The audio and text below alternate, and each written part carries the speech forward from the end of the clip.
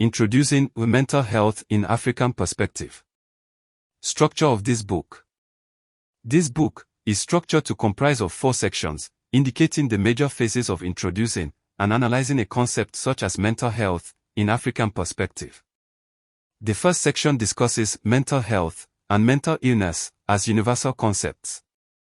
Diverse definitions and dimensions are explored to enable deeper insight into what mental health and mental disorders generally entail. Section 2 of the book focuses on revealing African cultural perspectives and viewpoints in regards to health and mental health in particular. This section strictly emphasizes the diversity in perception and beliefs about the meaning of health in African context. The section lays emphasis on the traditional and religious beliefs and the influences of faith in shaping the quality of human mind and the intrusion of thoughts. Little or no references are made of forms of spirituality, such as Islam, Buddhism and many others due to lack of authentic knowledge. Section 3 emphasizes how individuality, human adaptation to culture and beliefs influence healing approaches. The growing trend in holistic health recognizes and emphasizes the harmonization of the functional relationship between the body, mind and the spirit in health and ill health.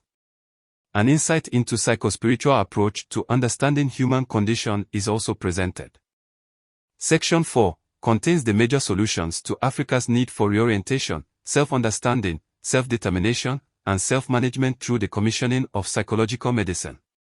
It is unfortunate that depression and dementia still remain underexplored in the African perspective. They remain the most deadly, but unrecognized killers, which aggravate physical illnesses among the aging population and make their medical conditions seem incurable. Various approaches to psychological medicine are presented for more knowledge to Africans. Preface. Unity of purpose among Africans. Popular opinion reveals that Africans are the most traveled, diversified, hospitable and accommodating of all races in the world. Any doubting person may consider that there is no town in the whole wide world without one single black African. Besides, it may be pertinent to consider how obedient Africans are to their governments, despite all indications of unprecedented corrupt practices. Sometimes, it keeps me wondering what may have shaped the destiny of the black person to see the world as one territory. Most people who offered thoughts to this attributed much to the influences of slavery and colonization.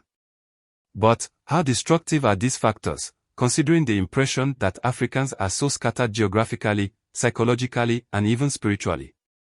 There seems to be no consensus on everything. African countries are learning and inculcating Western values so fast, but refuse to learn how to copy the meaning of love of national interest, as evidenced in the Europe and USA. Causes of apathy to national interest in Africa. Love of national interest cannot thrive in a system where health and education are not given maximum national regards, where people in elective offices turn themselves into mediocre lords, where everybody is suspicious of one another, where the educational institutions and curriculum are not structured to promote creativity, skills and youth development.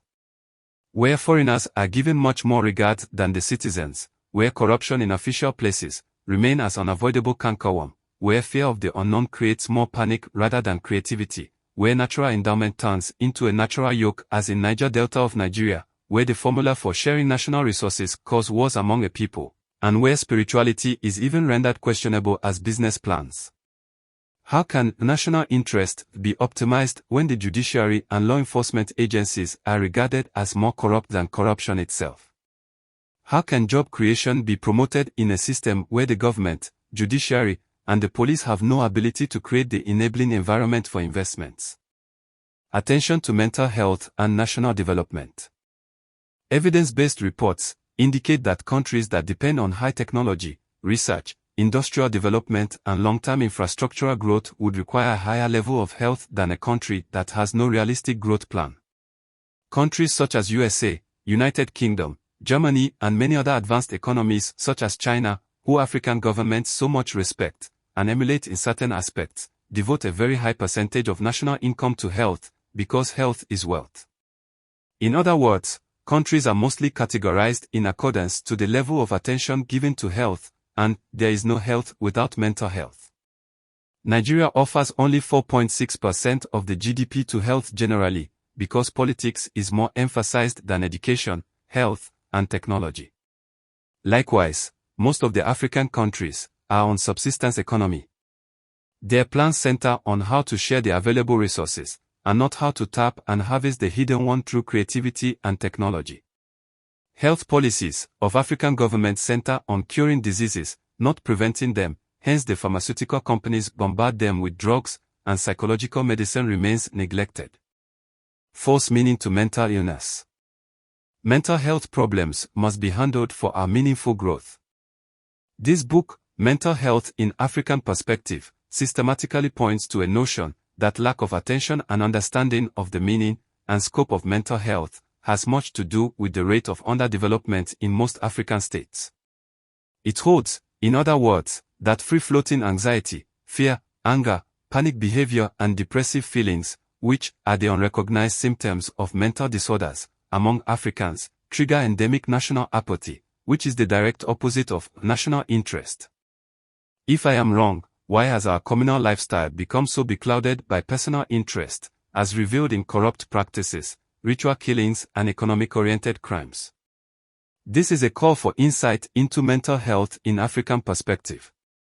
Strictly speaking, mental illness portrays the effect of those powerful negative forces that create unwarranted conflicts, self-destructive thoughts, and inability for self-understanding, self-control and self-management in vulnerable persons.